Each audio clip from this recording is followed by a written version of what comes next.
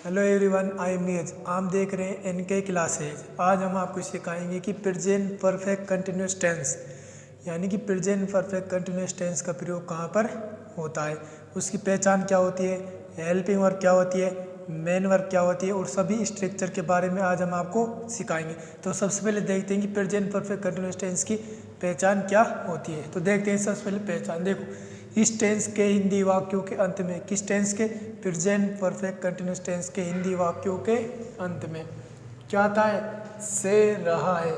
क्या आता है, से रहा है, से रही है, से रहा हूँ, से रही हो और साथ में समय दिया रहता है। ठीक है ना। प्रेजेंट परफेक्ट कंटिन्यूअस टेंस में साथ में क्या दिया होता है, इसमें समय दिया हुआ होता है। ठीक है ना। तो सबसे पहले बात करते हैं इसकी एडवर्ब ऑफ टाइम की। ठीक है ना।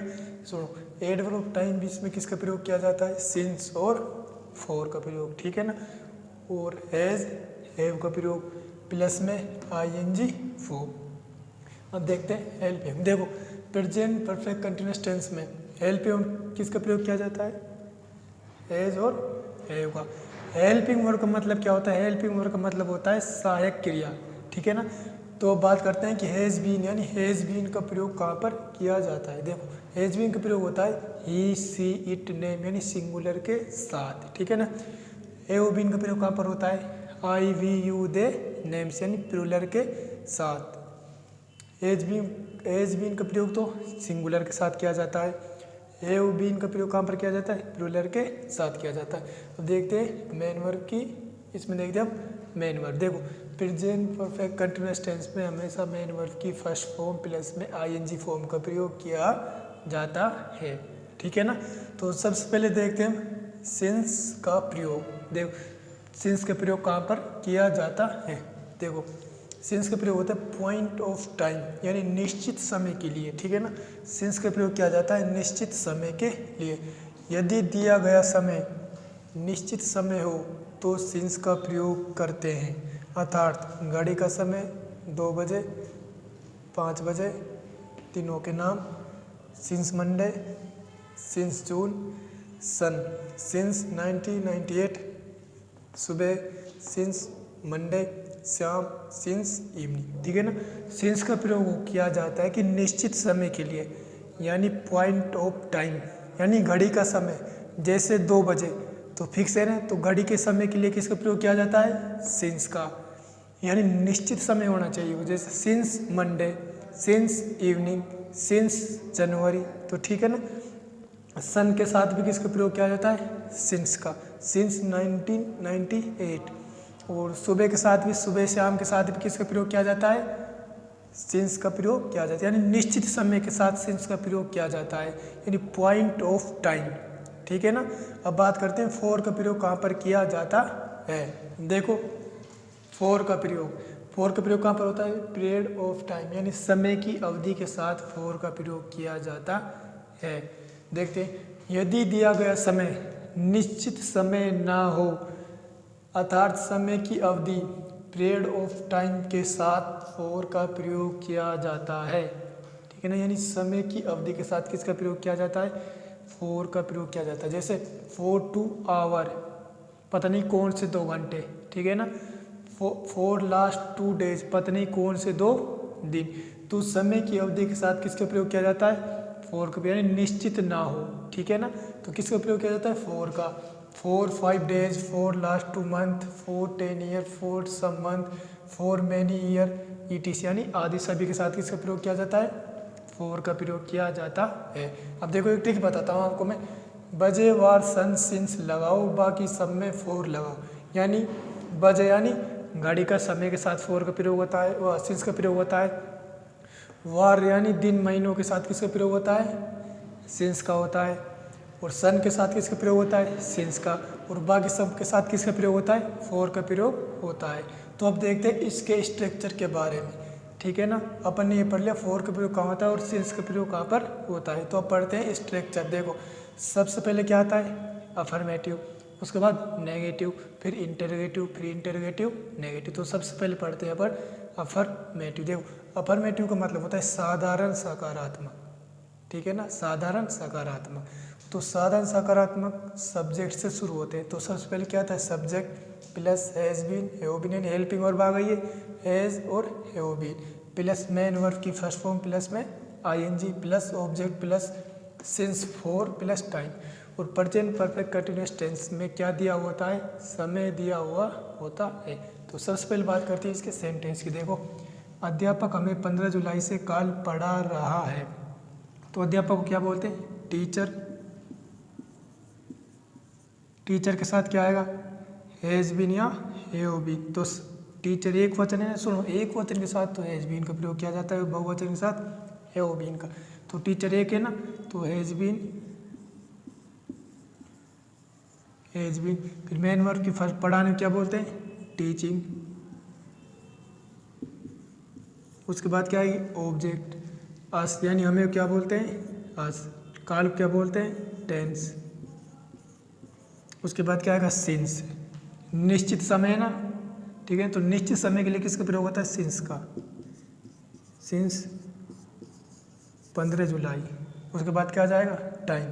टाइम आ गया, सब्जेक्ट आ गया, हैज़ बीन आ गया, मेन वर्ब की फर्स्ट हो प्लस में आईएनजी आ गई, ऑब्जेक्ट आ गया, सिंस आ गया और टाइम आ गया। अब देखते हैं सेकंड, राम इस घर में जनवरी से रह रहा है। तो राम एक वचन है, तो एक वचन के साथ किसका प्रयोग होता है, हैज़ बीन का। तो राम हैज़ बीन, रहने को क्या बोलते हैं, living. Ram has been living. उसके बाद क्या आएगा, ऑब्जेक्ट। ऑब्जेक्ट क्या है, इस घर में, यानी इन दिस हाउस, ठीक है ना, इन दिस हाउस। जनवरी से, तो निश्चित है ना जनवरी से, तो जनवरी के साथ क्या आएगा, सिंस। सिंस जनवरी, ठीक है ना। अब देखते हैं, अफर्मेटिव अपन ने पढ़ लिया। अब देखते हैं नेगेटिव। देखो, नेगेटिव का मतलब होता है नकारात्मक वाक्य, ठीक है ना। तो बात करते हैं इसके फॉर्मूले की। सबसे पहले क्या आता है, सब्जेक्ट। देखो, नोट हमेशा हेल्पिंग वर्ब के बाद आता है। नेगेटिव सेंटेंस में नोट हमेशा हेल्पिंग वर्ब के बाद आता है। तो हैज़ के बाद क्या आ जाएगा, नोट। हैव के बाद क्या आ जाएगा, नोट। बाकी का सब वही। तो अब देखते हैं, हम कई दिनों से पाठ याद नहीं कर रहे हैं। तो हमको क्या बोलते हैं, वी क्या है, बहुवचन है ना। तो बहुवचन के साथ क्या आता है, हैव नॉट बीन। तो वी हैव नॉट बीन। याद करने क्या बोलते हैं, लर्न। आईएनजी फॉर्म आ जाएगी, तो क्या हो जाएगा, लर्निंग। उसके बाद क्या आएगा, ऑब्जेक्ट। ऑब्जेक्ट क्या है इसमें, हम कई दिनों से, ठीक है ना, हम कई दिनों से पाठ याद नहीं कर रहे। तो we have not been learning a lesson. फिर क्या आएगा, कई दिनों से, पता नहीं कौन से दिन, तो क्या आएगा, फॉर मैनी। कई दिनों से क्या आ जाएगा, डेज। मैनी डेज, ठीक है ना। अपन ये नेगेटिव भी पढ़ लिया। सब्जेक्ट आ गया, हैव आ गया, क्योंकि ये क्या है, बहुवचन। तो बहुवचन के साथ किसका प्रयोग होता है, have not been learning a lesson for many days. तो अब पढ़ते हैं अपन इंटेरोगेटिव सेंटेंस। तो देखते हैं इंटेरोगेटिव सेंटेंस। इंटेरोगेटिव, देखो, इंटेरोगेटिव दो प्रकार के होते हैं, एक तो हेल्पिंग वर्ब और एक क्या होता है, WH वर्ड। एक तो हेल्पिंग वर्ब से शुरू होता है और एक किससे होता है, WH वर्ड से शुरू होता है। हेल्पिंग वर्ब होते हैं जिनका उत्तर यस या नो में दिया जाता है, और WH वर्ड होते हैं जो WH वर्ड से ही शुरू होते हैं। और इंटरोगेटिव सेंटेंस के अंत में क्या लगाया जाता है, प्रश्नवाचक चिन्ह लगाया जाता है। तो सबसे पहले देखते हैं हेल्पिंग वर्ब।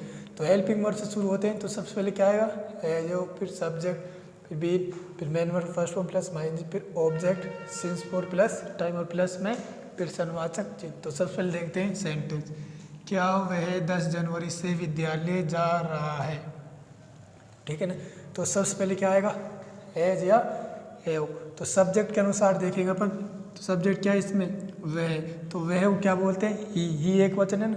तो एक वचन के साथ किसका प्रयोग होता है, हैज का। हैज, ही, हेल्पिंग वर्ब आ गई, सब्जेक्ट लिख दिया, उसके बाद क्या आएगा, बीन। उसके बाद मेन वर्ब की फर्स्ट फॉर्म जाने क्या बोलते हैं, गो, गोइंग आ जाएगा, गोइंग, गो टू स्कूल।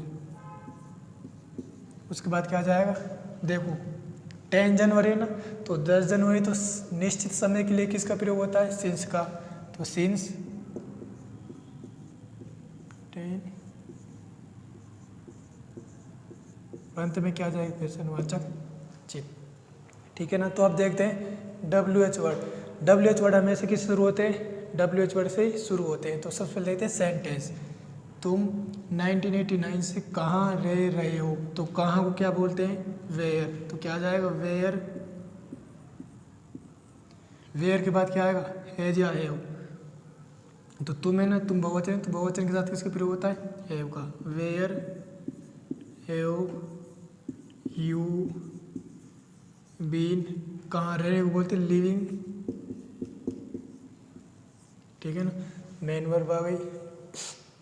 फिर देखो WH वर्ड आ गया, एज हैव में हैव आ गया, सब्जेक्ट आ गया, फिर बीन आ गया, फिर मेन वर्ब की फर्स्ट फॉर्म आ गई और ING आ गई, फिर क्या आ जाएगा, ऑब्जेक्ट, और उसके बाद सिंस 4 प्लस में टाइम।